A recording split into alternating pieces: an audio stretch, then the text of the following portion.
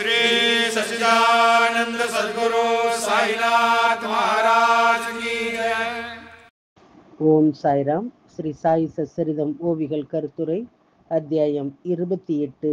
ஒப்பு ஓமை சுட்டி காண்பித்தல். ஸ்ரீ கணேசனை வணங்குகின்றேன். அறிவை அளிப்பவளான அன்னை ஸ்ரீ சரஸ்வதி தேவியை வணங்குகின்றேன். ஸ்ரீ குருதேவரை வணங்குகின்றேன். ஸ்ரீ குல தேவதையை வணங்குகின்றேன். ஸ்ரீ சீதா ராமச்சந்திரனை வணங்குகின்றேன். ஸ்ரீ சத்குரு சாய்நாத் மகாராஜை வணங்குகின்றேன். முதுகு பிடிப்பு காரணமாக லாலாஜிக்கு வலி ஏற்பட்டது. பசியினுடைய மயக்கத்தால் மனதிலே சற்று அவஸ்தையாக இருந்தது. பிறகு பாபா என்ன சொன்னதை கவனமாக கேளுங்கள். எனக்கு பசிக்கிறது நல்லது, ஆனால் முதுகு வலிக்கிறது. அதற்கு மருந்து தேவை. ஆனால் இப்போது சர்க்கரை பாகு சாப்பிடும் நேரம். இப்போது ஆரத்தி செய்து சர்க்கரை பாகு மருந்து செய்யுங்கள் என்றார். லாலாஜியினுடைய மனநிலையும் உடலும் பாபாவினுடைய வாய் வழியாக வெளிப்பட்டு கொண்டிருந்தன. லாலாஜி எதுவும் பேசாமல் பாபாவினுடைய பேச்சிலே அவரது மனமும் உடலும் பிரதிபலித்தது. சாய் மகாராஜ் அத்தகைய உள்ளுணர்வு கொண்டவர். ஆரத்தி முடிந்ததும் சாப்பாட்டின் போது அனைவரும் சர்க்கரை பாகு சாப்பிட வேண்டும். லாலாஜியினுடைய ஆசை நிறைவேறியது. மிகுந்த மகிழ்ச்சி அடைந்தார். இந்த சம்பவத்தால் லாலாஜியினுடைய விசுவாசம் ஸ்ரீ சாயியினுடைய பாதங்களிலே நிரந்தரமாக வலுப்பெற்றது.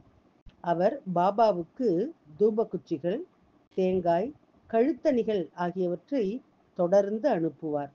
இந்த முயற்சி நீண்ட நேரம் தொடர்ந்தது. இதனால் லக்ஷ்மி சந்த் மகிழ்ச்சி அடைந்தார். சாயியினுடைய பாதத்திலே அவர் கொண்ட பக்தியானது பலமானது. ஷீரடிக்கு செல்வதை கண்டால் தட்சிணை, மாலை, கற்பூரம், தூபக்குச்சிகள் போன்ற வழிபாட்டு பொருள்களை கண்டிப்பாக அனுப்புவார். எந்த ஒரு பக்தரும் ஷீரடிக்கு செல்கின்றார் என்று தெரிந்தவுடன் லாலாஜிக்கு இந்த 3 பூஜை பொருள்களையும் தட்சிணையையும் தினசரி வழக்கப்படி கண்டிப்பாக அனுப்பி வைப்பார். இந்த பயணத்தின் போது ஸ்ரத்தம் ஷீரடியிலே லக்ஷ்மி சந்தை சந்திக்க பாபா சாவடிக்கு இரவிலே சென்ற போது லாலாஜியும் சாவடி விழாவை பார்க்க சென்றார். அந்த நேரத்திலே பாபாவுக்கு திடீரென இருமல் அதிகமானதால் அவர் மிகவும் சிரமப்பட்டார். அட, இந்த இருமல் பாபாவுக்கு இவ்வளவு தொல்லை கொடுக்கின்றதே, யாரோ ஒருவரின் தீய கண் பாபா மீது விழுந்தது போலிருக்கின்றது. அதனால்தான் பாபாவுக்கு இவ்வளவு பயங்கரமான இருமல் வருகின்றது என்று மனதுக்குள் சொல்ல ஆரம்பித்தார் லக்ஷ்மி சந்த். இவையெல்லாம் லக்ஷ்மி சந்தினுடைய மனதிலே எழுந்த எண்ணங்கள். ஆனால் காலையிலே மஸ்ஜித் மாய்க்கு வந்த பிறகு பாபா சொல்வதை கேளுங்கள். மாதவராவ் மசூதிக்கு வந்தவுடன் பாபாவை அவரிடம், ஷாமா, நேற்று எனக்கு கடுமையான இருமல் இருந்தது. இது யாரோ ஒருவரின் கெட்ட பார்வையினுடைய விளைவு என்று தெரிகின்றது. நிச்சயமாக யாரோ ஒருவருடைய கண் என் மீது பட்டிருக்கின்றது. அதனால்தான் இந்த இருமல் என்னை மீண்டும் மீண்டும் தொந்தரவு செய்கின்றது. பாபாவினுடைய இத்தகைய வார்த்தைகளை கேட்ட லக்ஷ்மி சந்தினுடைய ஆச்சரியத்திற்கு எல்லையே இல்லை. பாபாவினுடைய மனதிலே எழுந்த அலையை எப்படி உணர்ந்தார்? உண்மையிலே பாபா ஒவ்வொருவருக்குள்ளும் வசிக்கின்றார். இதுவே உண்மை. பின்னர் லாலா லக்ஷ்மி சந்த் பணிவுடன் கைகளை கூப்பி பாபாவிடம் வேண்டினார். பாபா, உங்கள் தரிசனத்தால் நான் மிகுந்த மகிழ்ச்சியை பெற்றேன். மகாராஜ் என்னை எப்பொழுதும் அத்தகைய அன்பான ஆசிர்வாதங்களால் பாதுகாக்கட்டும் என்று கூறினார். இப்போது இந்த பாதங்களை தவிர எனக்கு இந்த உலகிலே வேறு கடவுள் எதுவும் இல்லை. உங்கள் பாதத்திலே எனக்கு அடைக்கலம் கொடுங்கள். உங்கள் பாதங்களிலே என்னுடைய நம்பிக்கை பலமாக இருக்கட்டும். என்னுடைய மனம் உங்களை வணங்குவதிலே மூழ்கி இருக்க வேண்டும். இதுவே நான் உங்களிடம் வைக்கும் கோரிக்கை பகவானே என்றார். உங்களுடைய பாதங்களை தரிசனம் செய்து விடைபெறுகின்றேன். தயவு செய்து எங்களுக்கு அனுமதி தந்து இந்த அனாதையை தொடர்ந்து இப்படியே கவனித்துக் கொள்ளுங்கள் இறைவா என்றார். உங்கள் ஆசீர்வாதம் இந்த குழந்தையின் மீது என்றும் நிலைத்திருக்கட்டும். அதனால்தான் நான் இந்த உலகத்தினுடைய வெப்பத்தால் நான் ஒருபோதும் வாடாமல் இருக்க முடியும்.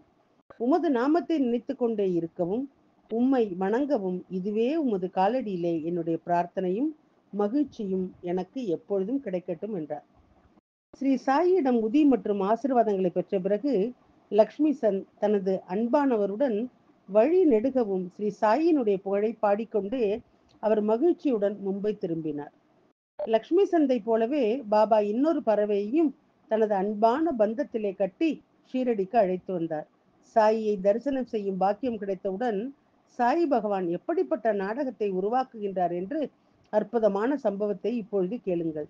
சாய்நாத்தினுடைய இரண்டாவது பறவை புர்ஹான்பூரை சேர்ந்த அன்பான பெண்மணி. புர்ஹான்பூரிலே வசிக்கும் போது சாயி அவளுடைய கனவிலே தோன்றி தரிசனம் தந்தார். இதற்கு முன் அந்த பெண்மணி பாபாவை நேரடியாக பார்த்ததில்லை. அப்போதும் பாபா அவருடைய கனவிலே தோன்றினார். கனவிலே மகாராஜினுடைய வாசலில் நின்று கிச்சடி கேட்டார். புர்ஹான்பூரை சேர்ந்த அந்த பெண்மணி திடுக்கிட்டு எழுந்தாள். கண் விழித்து பார்த்தபோது கனவாக இருந்ததால் யாரும் இல்லை. அவள் உடனடியாக இந்த கனவு கதையை வீட்டிலே உள்ள அனைத்து உறுப்பினர்களிடமும் கூறினார். இவரது கணவர் தபால் நிலையத்திலே அதிகாரியாக இருந்தார். அதன் பிறகு அவர் அக்கோலாவுக்கு மாற்றப்பட்டதும் அவர் ஷீரடிக்கு செல்ல தயாரானார். இந்த ஜோடி மிகவும் பக்தியுடன் இருந்தது. சாயியினுடைய தரிசன ஆசை எழுந்தது. சாயி தன்னுடைய கனவிலே அளித்த தரிசனத்தை பார்த்து இப்போது நேரடி தரிசனம் செய்யும் வாய்ப்பு வந்ததைக் கண்டு சாயினுடைய அமானுஷ்ய பாசம் கிடைத்தது. ஸ்ரீ சாயியினுடைய மாயா இயற்கைக்கு அப்பாற்பட்டது. ஒரு வசதியான நாள் பார்த்து இருவரும் ஷீரடிக்கு புறப்பட்டனர். வழியிலே கோதாவரியினுடைய புனித நீரை வணங்கிவிட்டு கணவனும் மனைவியும் ஷீரடியை அடைந்தனர். பாபாவை அன்புடன் பார்த்தனர். பக்தியுடன் பாபாவை வணங்கினர். பாபாவின் பாதங்களை கண்டவுடன் மகிழ்ச்சியிலே ஆழ்ந்தனர். இவ்வாறு கணவனும் மனைவியும் ஷீரடியிலே 2 மாதங்கள் தங்கியிருந்தனர். கிச்சடி பிரசாதத்திலே பாபாவும் திருப்தி அடைந்தார். அந்த தம்பதியினருடைய அர்ப்பணிப்பு பக்தியிலே பாபா மகிழ்ச்சி அடைந்தார். பாபா கனவிலே கேட்ட கிச்சடியை வழங்க இருவரும் ஷீரடிக்கு வந்தனர். ஷீரடிக்கு வந்து 14 நாட்கள் கடந்தும் கிச்சடி பிரசாதத்தை பாபாவிற்கு வழங்க அவர்களுக்கு வாய்ப்பே கிடைக்கவில்லை. பாபாவுக்கு கிச்சடி பிரசாதம் வழங்குவதிலே ஏற்பட்ட தாமதம் அவரது இதயத்தை கவலையடைய செய்தது. 15ஆம் நாள் மதியமானதும் பாய் கிச்சடியுடன் மஸ்ஜித் மாயை அடைந்தார். மதிய உணவு நேரத்திலே மஸ்ஜித் மாயிலே திரைச்சீலைகள் போடப்பட்டு இருந்தன. பாபா ஏற்கனவே தனது பக்தர்களுடன் உணவு அருந்தி இருப்பதற்காக உட்கார்ந்த பொழுது அந்த பெண்மணியினுடைய ஞாபகம் வந்தது. மஸ்ஜித் மாயிலே உணவு நடந்து கொண்டிருந்த போது பர்தாவுக்குள் யாரும் மஸ்ஜித் மாயிலே நுழைய அனுமதிக்கப்படவில்லை. ஆனால் பாபாவுக்கு கிச்சடி பிரசாதம் கொடுக்க வேண்டும் என்ற அவள் அந்த பெண்மணியை சபா மண்டபத்திலே உட்கார விடவில்லை. அக்கோலாவில் இருந்து ஷீரடிக்கு பாபாவுக்கு கிச்சடி கொடுக்க வேண்டும் என்ற ஒரே ஒரு நோக்கத்துடன் வந்த அந்த பெண்ணினுடைய ஆவல் எப்படி அவளை அப்படியே உட்கார வைத்தது? பிறகு யாருடைய பேச்சையும் கேட்காமல் பாய் எல்லா விதிகளையும் ஒதுக்கி வைத்துவிட்டு திரைச்சீலையை ஒதுக்கி வைத்துவிட்டு பாபா சாப்பிட்டு கொண்டிருந்த மஸ்ஜித் மாயிலே வலுக்கட்டாயமாக நுழைந்து தன்னுடைய விருப்பத்தை நிறைவேற்றினார். அப்போது பாபா முன்னெப்போதும் இல்லாத அதிர்ச்சியான ஒன்றை கூறினார்.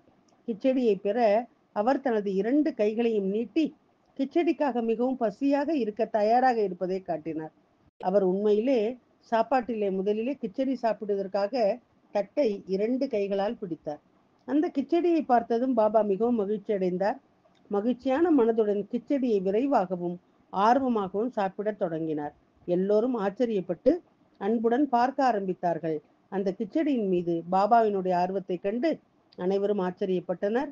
ஆனால் புர்ஹான்பூரை சேர்ந்த அந்த பெண்மணியினுடைய கிச்சடி பற்றிய முந்தைய பேச்சை கேட்டபோதுதான் சாயினுடைய அசாதாரணமான தன்மையும் அவரது அற்புதமான நடையும் அனைவரும் புரிந்து கொண்டனர்.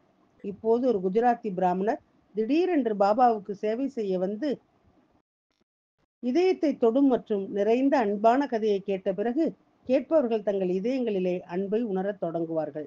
ஆரம்பத்திலே அந்த குஜராத்தி பிராமணர் ராவ் பகதூர் ஹரி விநாயக் சாத்தே என்பவரிடம் பணிபுரிந்தார். அவரது தூய்மையான அன்பான மற்றும் சேவை சார்ந்த மனப்பான்மையின் காரணமாக அவர் பாபாவுக்கு சேவை செய்ய மற்றும் அவரது அருகாமையிலே இருக்கும் வாய்ப்பை பெற்றார். இந்த கதை மிகவும் இனிமையானது.